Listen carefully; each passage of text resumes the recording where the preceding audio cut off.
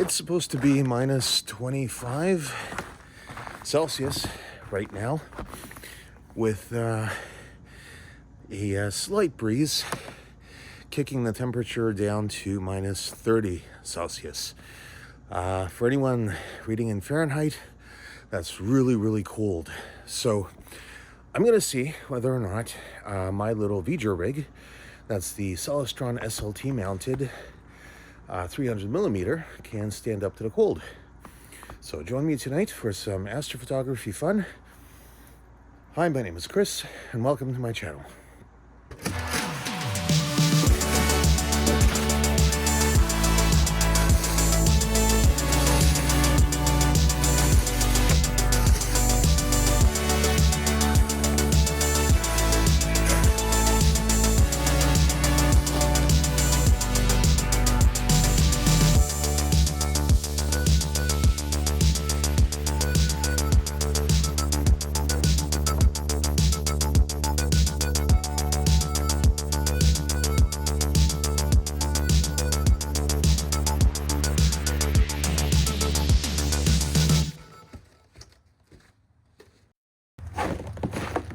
So in this case, I want to connect my lens warmer before things get too cold out here for it.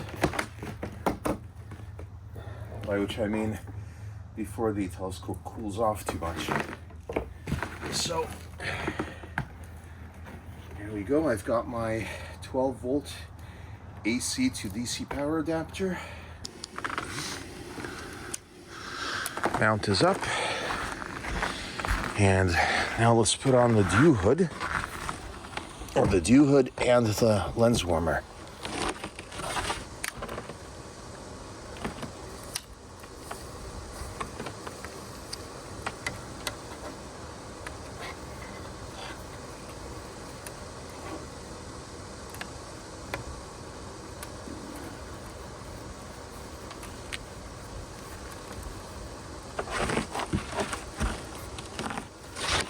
For anyone wondering, I do not have to do a focusing because I have this lens here taped at just the right focus.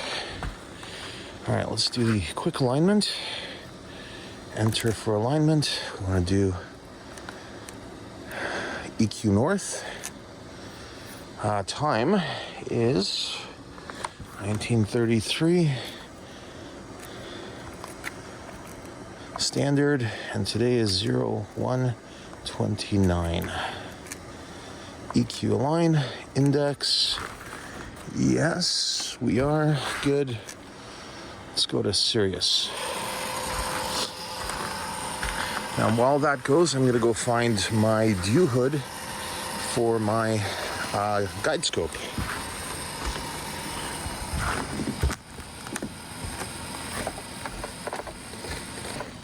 Almost lost the sandal. I can't really feel my feet, which tells me that probably shouldn't be wearing sandals right now. I gotta do this quickly because my fingers are getting numb. Alright. Sirius, yes. And align. Aldebaran. Oh. The point of this was to turn on my lens heater.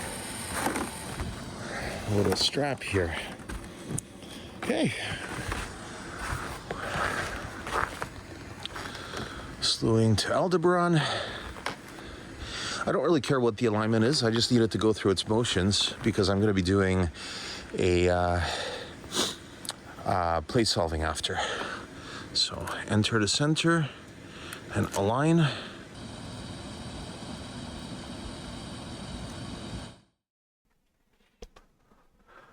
Little mini PC came up, no problem. I'm going to try to connect to the telescope mount now.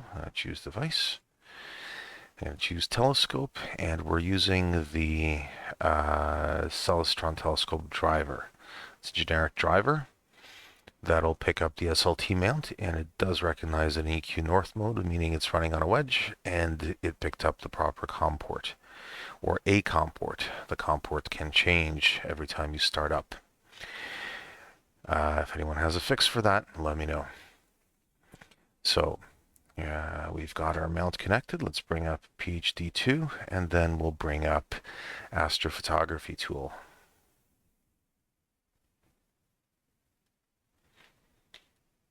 Connect to our camera, and this is our guide camera, and to the mount itself. We are connected to both. Let's do, okay, we're pointing at the house right now, so that's what we're seeing. But we do have a picture. And we've got the little hand control buttons to control the mount if we wanted to control it manually. We have connected to the camera. Cooling is not going to be necessary, I don't think, because the temperature of the camera is minus 19 degrees. So we can skip over that, but let's connect our scope. And then we'll do a go to. We'll see how accurately, we're not accurately aligned. I'm visually aligned on Polaris. So here we go. We're not expecting much. All right. I think I actually hit go to on a destination. Yeah, that's not where we want to be right now. Let's go find M42.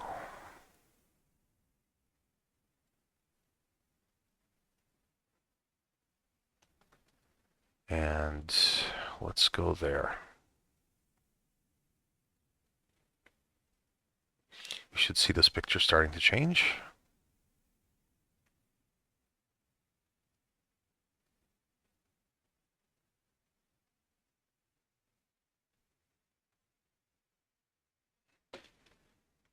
And we can bring up our live view.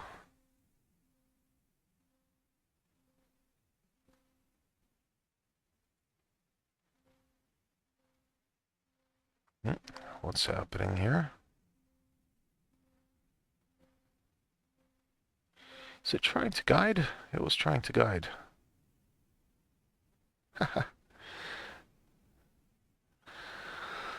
All right, we are in some patch of sky.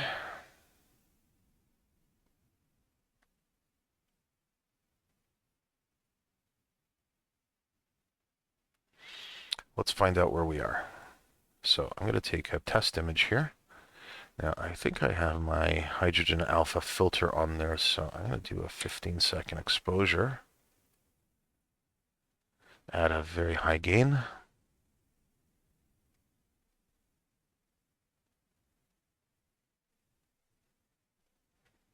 Oh, it didn't change it. It still said 5 seconds, but that might be enough. Let's go back to gear, point craft, and let's do take the current scope position and solve this image. Yes, well, it found it. So synchronized, and let's go back to point craft, objects, and let's actually go to, do we want Orion? What do we want? Rosette, maybe?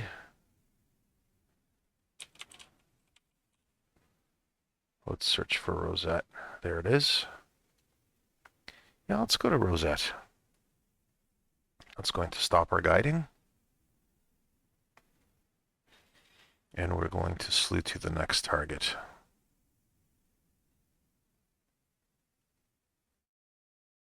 It should take a test exposure and try to solve how close it is to the Rosette Nebula.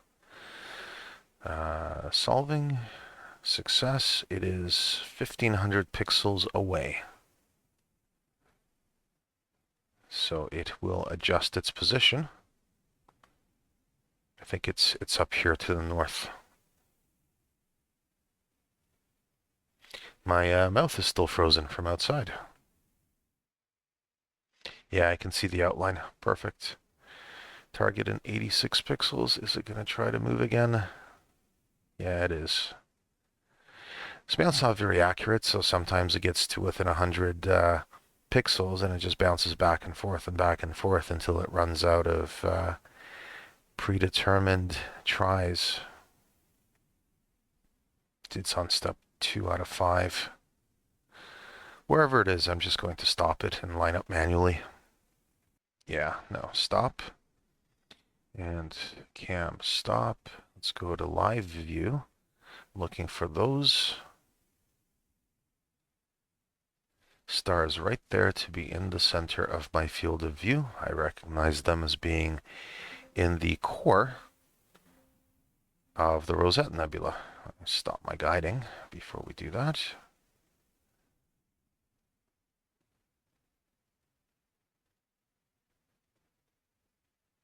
All right, we're good. Let's find some stars and enable guiding. And now we'll go to a imaging plan. Let's set it for 3 hours. I don't think it'll be imaging for that long though.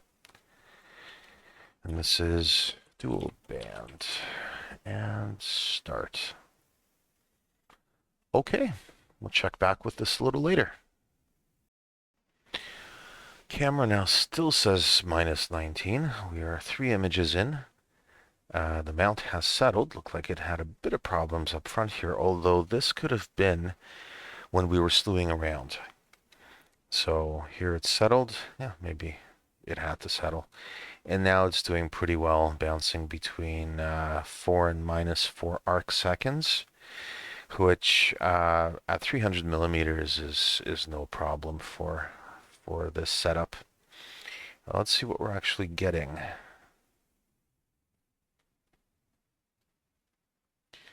This is going to be a new folder, APT images, today's date, and here's the dual band. We're on our 3rd image.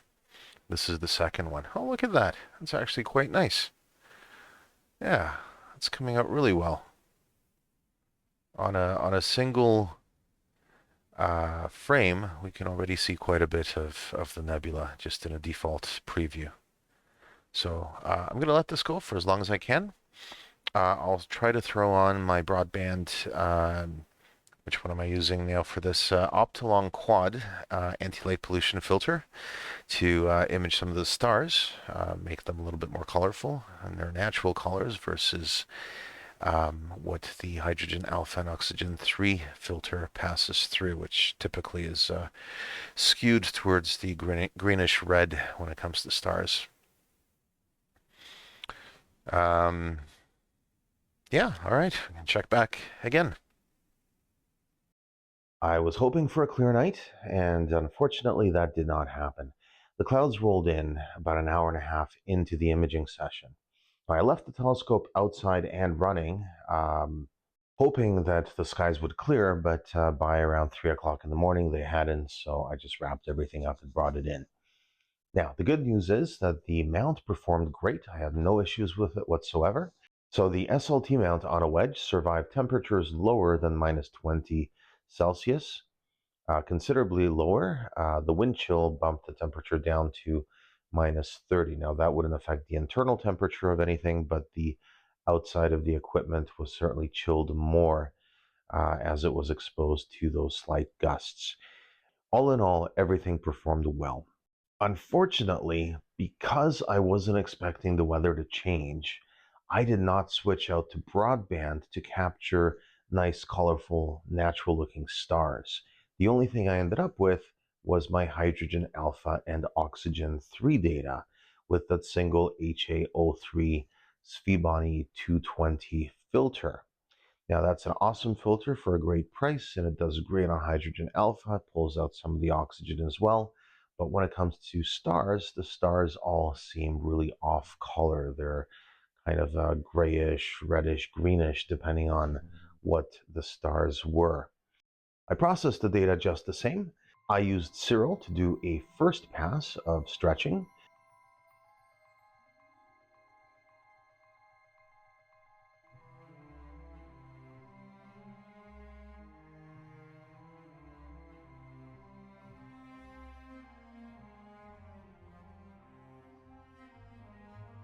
I took that data out, I put it through GIMP, I took out the stars, I reduced the stars a little bit, and then I recombined them with a further stretched version of the nebula before passing everything through GragSpurt, where I did the background removal. I feel that background removal on GragSpurt works a little bit better than the one in Cyril. Granted, Cyril now is integrated with GragSpurt, but I still keep those two separate. I did finish off with noise removal in GragSpurt. Normally, I like to image many hours on a target, but sometimes when that's not possible, as you guys well know, the image that you end up getting can be a little bit grainy. Now, the less data you have, the grainier the image becomes. With an hour and a half, it wasn't too bad, but I like to use GragSpurt to smooth some of those nebula clouds so that they appear a little bit more natural. I will post that image to the end of this video, which is coming up right now. As far as tonight goes, the mount has proven that it can work in the cold. So until next time, thanks for watching and clear skies.